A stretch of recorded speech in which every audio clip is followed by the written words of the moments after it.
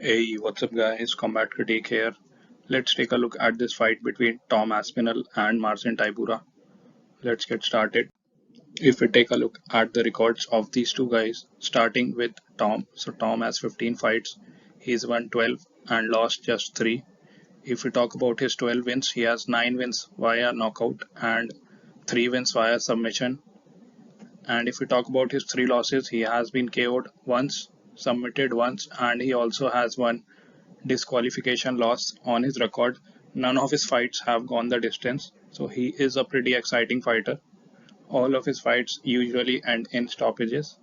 Now let's take a look at Marcin Tybura. So Tybura has 31 fights, so more than double the experience of Tom Aspinall. And if we talk about his wins, he has 24 wins and 7 losses.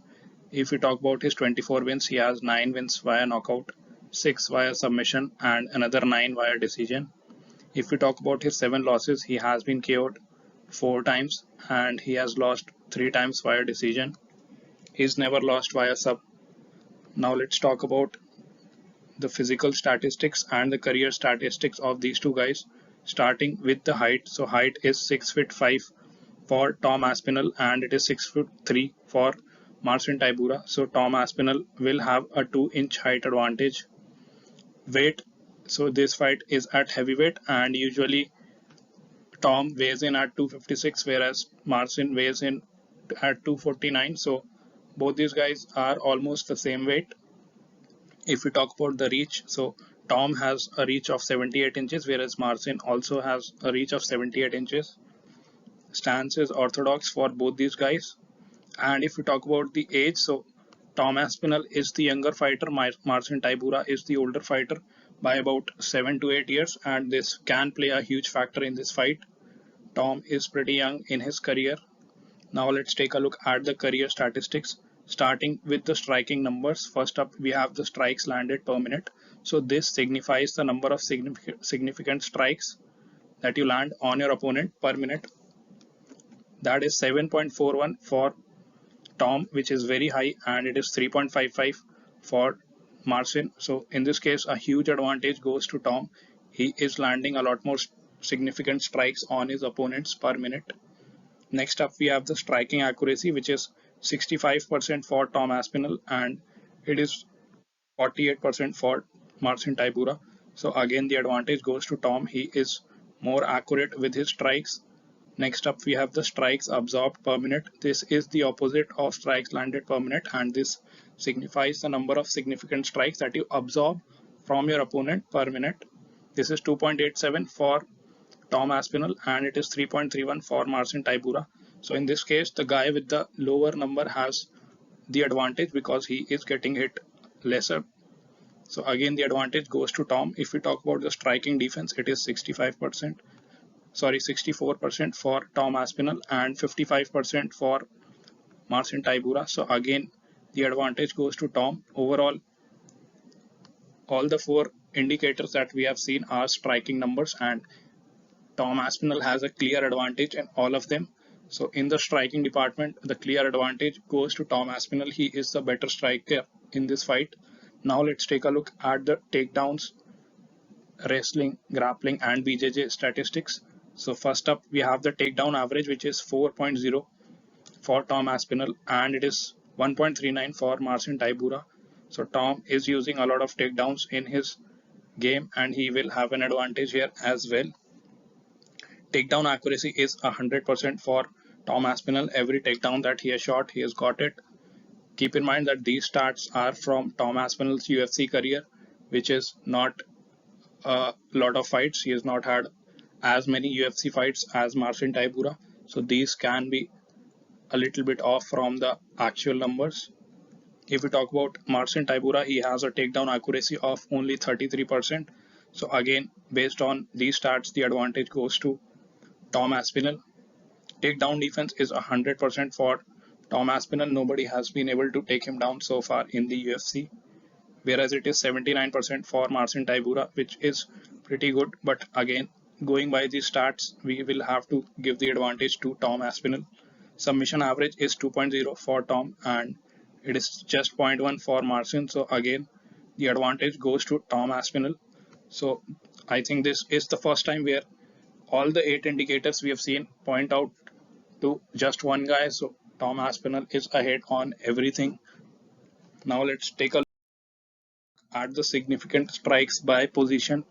So 57% of all the strikes that Tom Aspinall throws are from the standing position, 15% in the clinch, and 28% on the ground. Whereas if we talk about Marcin Tybura, so 69% of all his strikes are in the standing position, 10% in the clinch, and 21% on the ground.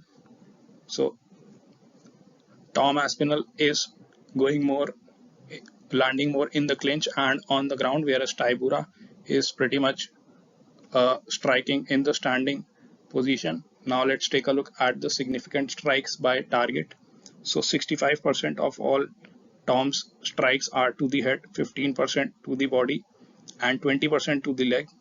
If you talk about Marcin, so 66% of all his strikes are to the head, 20% to the body, so he goes to the body more often than Tom, and 15% to the leg, so he does not go to the leg as often as Tom Aspinall does. Now let's take a look at their previous performances, starting with Tom Aspinall. So in his last fight against Curtis Blades, he lost via knee injury in the very first round. This fight happened in July of last year. So he is taking more than a year off and now coming back to fight. I think this is a good timeline to recover from a knee injury. I hope he has made a full recovery and he is fighting again.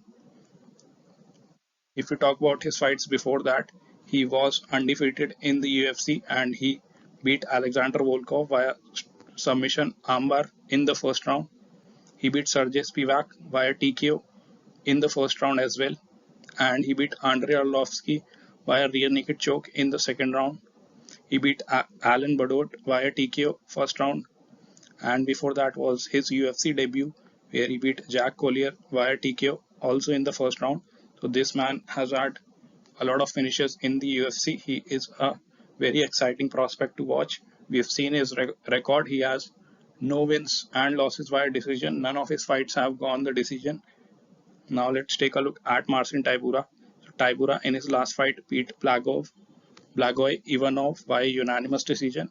This fight happened in February of this year. It was a 3-round fight. So Marcin is not taking a lot of time off. He is coming back to fight once again after a break of about 4 months. Before that, he beat Alexander Romanov via majority decision. This was also a 3-round fight and it happened in August of last year. And if you talk about the fight before that, he lost to Alexander Volkov via unanimous decision in a 3-round fight back in October of 2021. He beat Walt Harris via TKO. He beat Greg Hardy via TKO. And he also beat Ben Rothwell via unanimous decision. Maxim Grishin via unanimous decision. Sergey Spivak also via unanimous decision. If you look here, you will find Sergey Spivak on Tom Aspinall's record as well.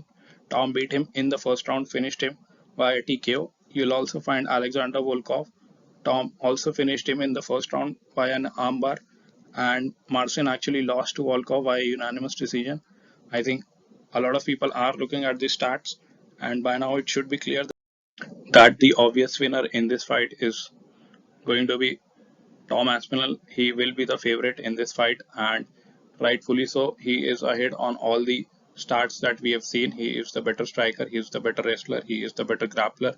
He has all his fights have been finishes. I think he is a very exciting prospect, and for these reasons, I am picking him to win this fight. I think he gets it done. Let me know what you guys think in the comments below. I'll see you guys in the next video.